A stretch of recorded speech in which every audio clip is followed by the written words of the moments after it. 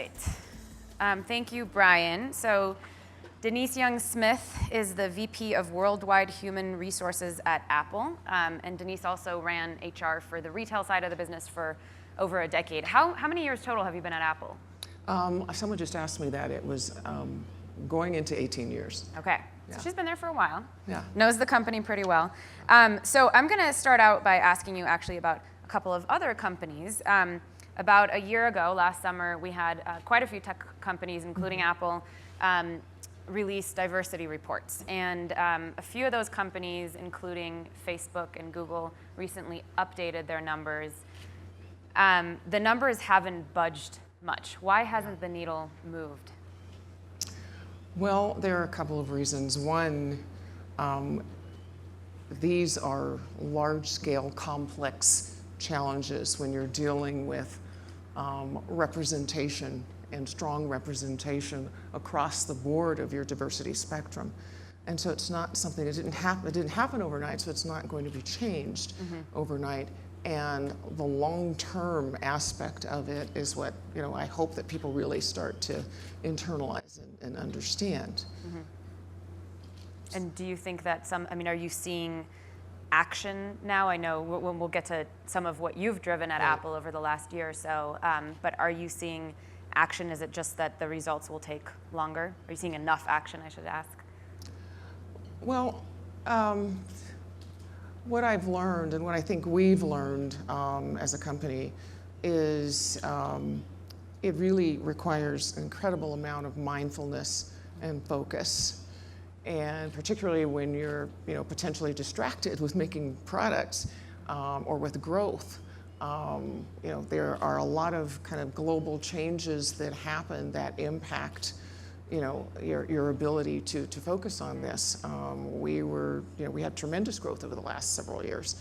Demographics change, economics change, all of these things change. And so you have to be mindful to what is your diversity formula, what's your success formula at any given time.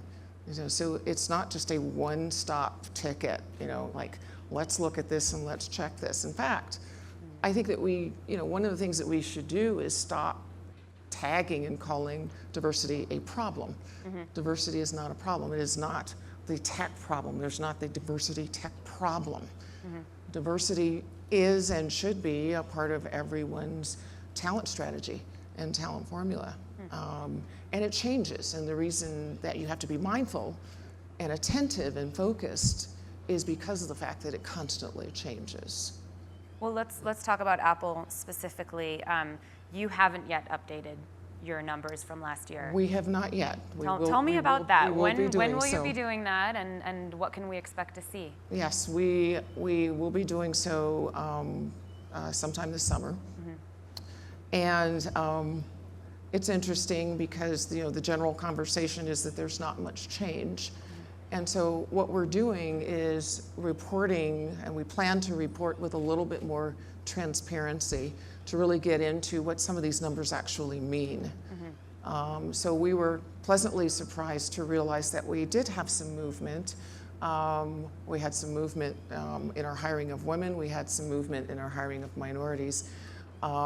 Particularly in the African American space, we moved by 1%. But in terms of what's behind that, what that translated to was that in the US we had hired just under 2,200 people. 2,200 people in the African American community, right? We're talking about an employee base of 115,000 at Apple, so Exactly. 1 percentage point is not insignificant. Exactly, yeah. The same with our Hispanic community. We moved it. The hiring numbers looked like about 2,700. And then globally, we probably hired just under 35,000 people globally, and 35% of those were women.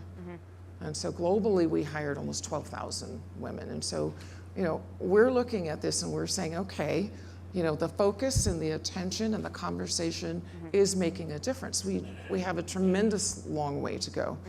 And we have to pay attention to where the underrepresented communities are and make sure that we're including them. But diversity, as it's stated, has been a part of Apple for as long as I have been there and as long as I can remember. So, it's... In what sense has it been a part of Apple since as long as you can remember? Because those numbers haven't changed much in the past. The numbers haven't changed, but you have to look at the fact that the numbers represent and are directly correlative with where the underrepresentation exists.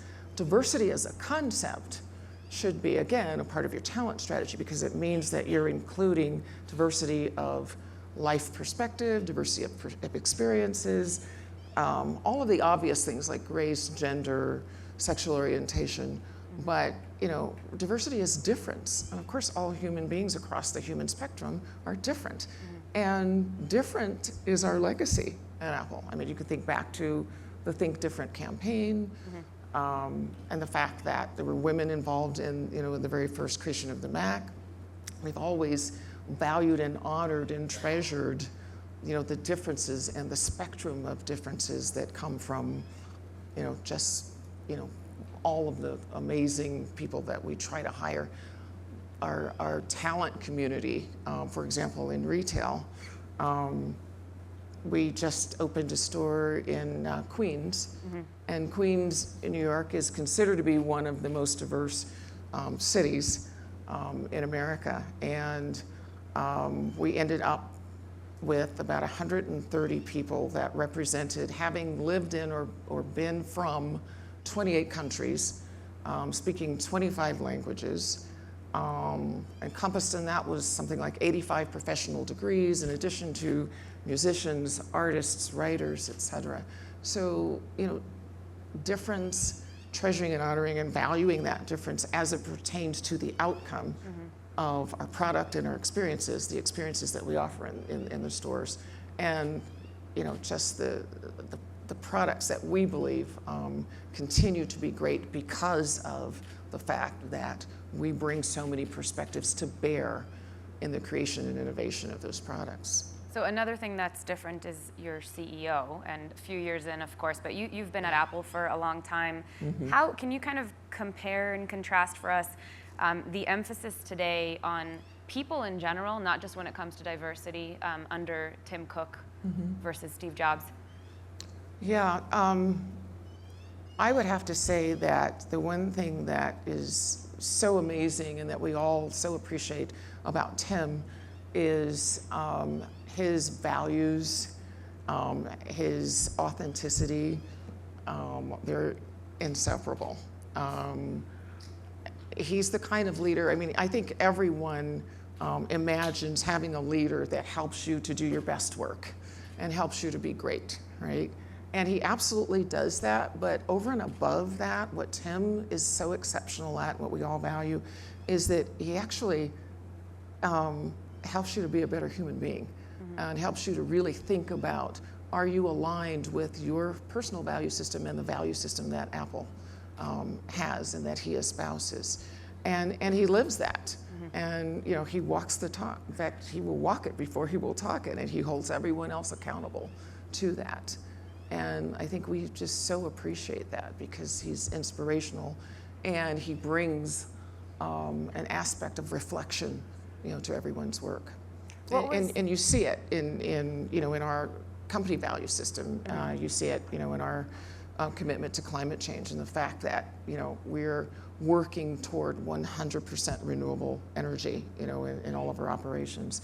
You see it in our accessibility work and the fact that we've done, I think, some groundbreaking work, around hearing aid technology and sight technology, for the disabled community. And in so many other areas are connected. Education and learning is our legacy.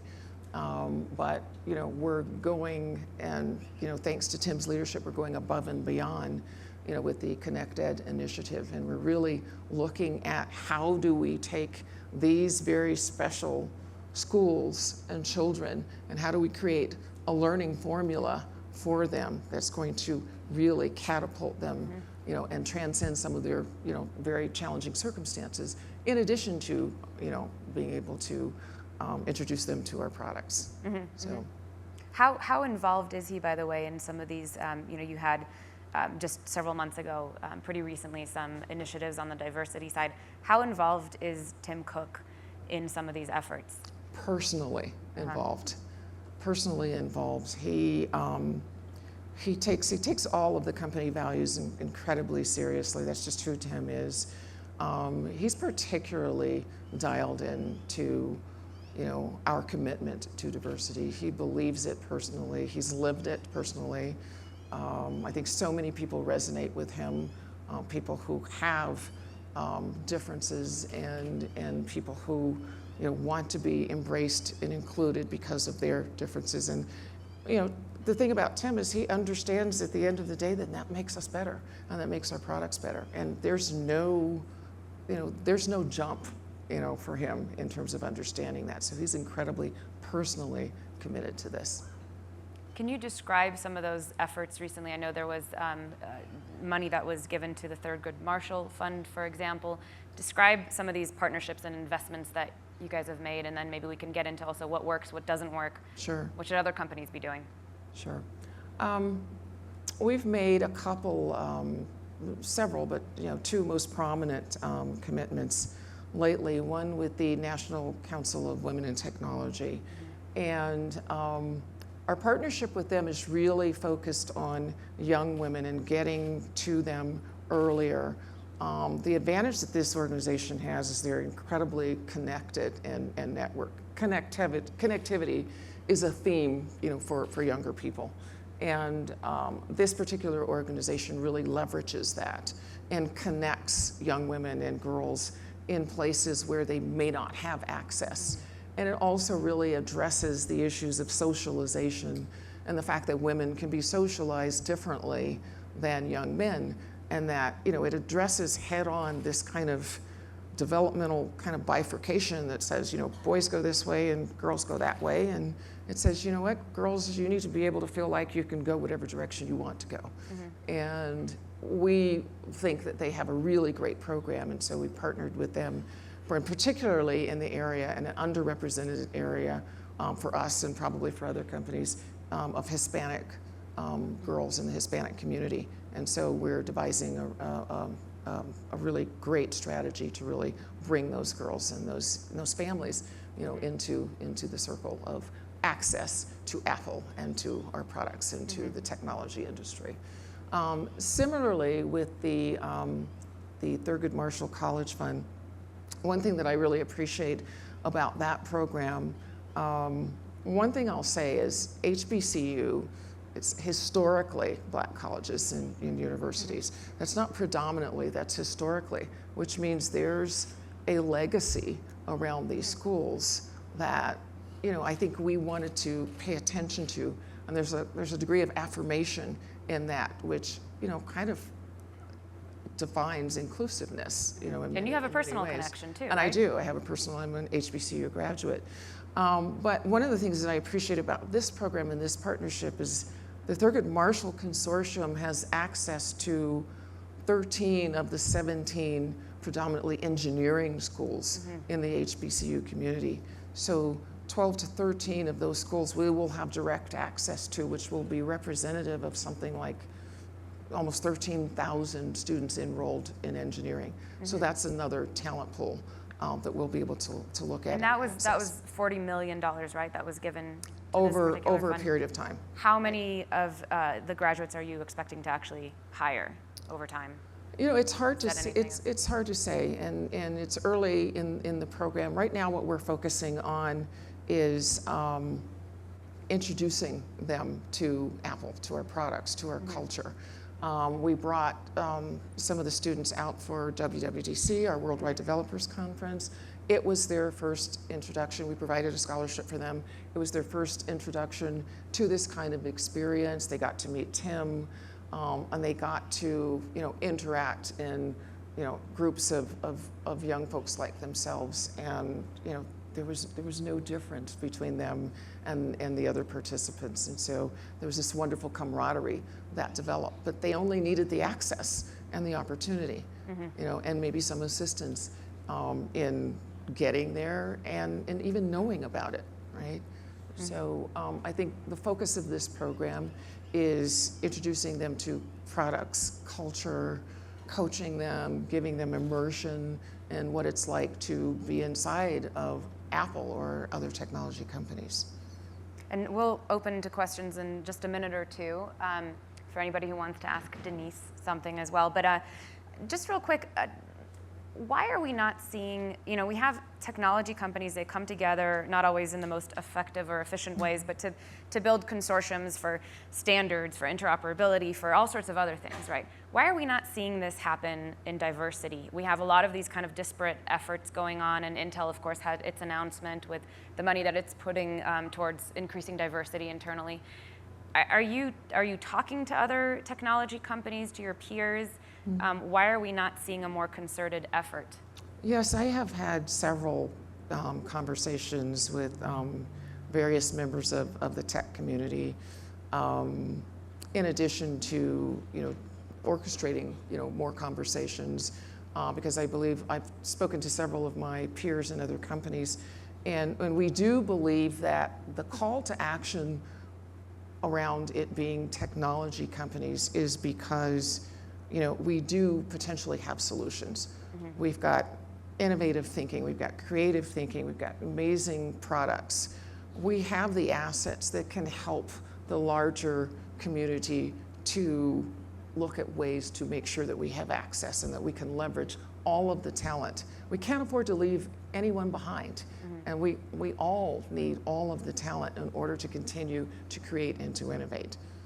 And I know that's true for Apple. We think about this all the time. That's why, for us, it's just a part of our talent strategy. It's not kind of, we're focusing more on it being less of a separate conversation and just being intrinsic to, what?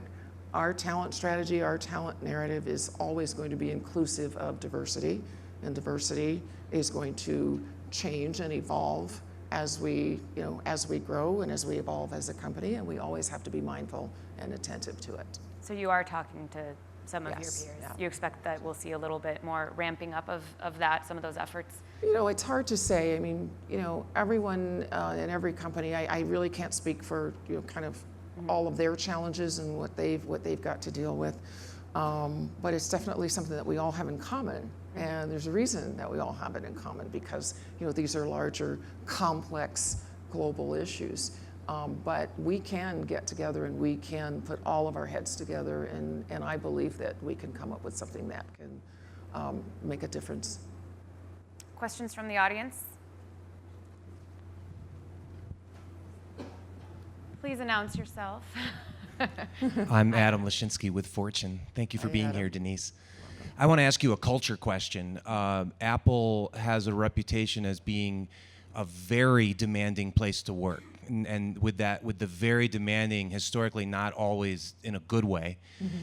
Could you address, first of all, in human resources, where does employee, not just satisfaction, but happiness rank in the order of priorities, number one? And number two, has there been a conscious change over the last 3 years in that regard? Yeah, that's a great question, Adam. And when you talk about a culture that's demanding, I think I like to look at it as driven. There is an incredible passion for what we do, for creating the products that we create, and not just because of the products, but because of the transformative quality that they have, and the fact that they do change lives. And that in itself is what is the essence of employee satisfaction. And that is being attached to and driven because of that passion and that purpose. And the fact that, and we used it in retail for years, and part of the selection criteria was, looking for people who were learners, but had a passion for sharing that learning and sharing the technology with, all of the customers and all the people they encountered. And so it really is around, when people feel like their contribution is going to, go toward a greater good. And when you attach employees, people, when you attach human beings to purpose, that, that is the success formula. No matter, any organization can or should be utilizing that, which is particularly true at Apple. The people love the fact that there's incredible care and attention to detail, to excellence. These are just things that define, ultimately the creation of the product, but they also, create, an opportunity for people to do the best work that they feel like they've ever done. Whether their career is short or whether their career is tenured, people feel like they have really given it their all. Question over there. Hi, Kirsten Wahlberg with PayPal. We've done a lot of work and actually measurement within technology at both eBay and PayPal, and have found that unconscious bias, both women against women and men against women, really does make a difference in terms of our ability to attract and retain more women. So we've started to create programs specifically focused at addressing this issue that we have. Be curious, at Apple, do you focus on unconscious bias, and what kinds of programs or what kinds of ways are you approaching this issue? Mm-hmm. Yes, we've recently partnered with the folks at the Haas Institute at Berkeley. We really appreciated their approach and perspective around bias, implicit bias, because they approached it as, from a scientific perspective. It's pure science in terms of how the human mind works. The fact that if we are human, we all have biases of some sort. But to have awareness and consciousness about how your experiences and your particular biases might inform, the decisions you make and how you interact from day to day in your environment, in your work environment, that enlightenment has the ability to really shift the conversation around the impact of bias. So, making sure that people understand that it's not a judgment, but that it really is, it's a matter of, physiological efficiency that our minds work this way. But because it incorporates all of our human experiences, the potential for bias exists all the time. Awareness and understanding the impact of your thinking and of your decision is what will make the difference. And we're working really hard to start to bring more of that, in more of that thinking and more of those conversations into Apple. We had a question over here. Hi, I applaud you for all your hard work. Can you say your name also? My name is Talib Graves Bands, and I'm an entrepreneur in residence with Code 2040, whose objective is to get more blacks and Latinos into tech-related jobs, entrepreneurship, and access to capital. Mm-hmm. So I find myself on the stage sometime discussing diversity such as what you're doing now. And one of the questions I have for you is some insights on how you have the conversation about the impact of diversity and inclusion on shareholder value across the enterprise. And one example that I use often is the low numbers at Twitter compared to the number of African American users they have on the product side, which is approximately 30 to 40% at any given time are African Americans. And my hypothesis is that more of those people were at the table during the product conversations, they would be able to build and iterate quicker. So from a shareholder value standpoint, I'd love to hear some of your insights on that conversation. Mm-hmm. Good question. Yeah, I think one of the best examples that I can give is our recent annual shareholders meeting where Tim addressed the audience, addressed the shareholders, addressed the meeting, and talked about his values, the company's values, but to that audience, to the shareholders, raised the conversation of diversity and our commitment to it as a premier topic at the shareholders meeting. There were, in the Q&A period, there were folks who raised questions to him, and his responses were that, you cannot do what we do. You can't create the products that we create without a strong and unwavering commitment to diversity. So when it comes from a Tim Cook, when it comes from the CEO, when he's able to kind of truncate the conversation and make it just, critical path A to B, A equals B, this this has to happen to the shareholders, then it's hard to argue that. We're unfortunately out of time. I know there are more questions, and it's a huge topic, and I wish we had more time to discuss it. too. But thank you Yeah. so much for coming, Denise, and for Thank you. talking to us. Thanks, everyone.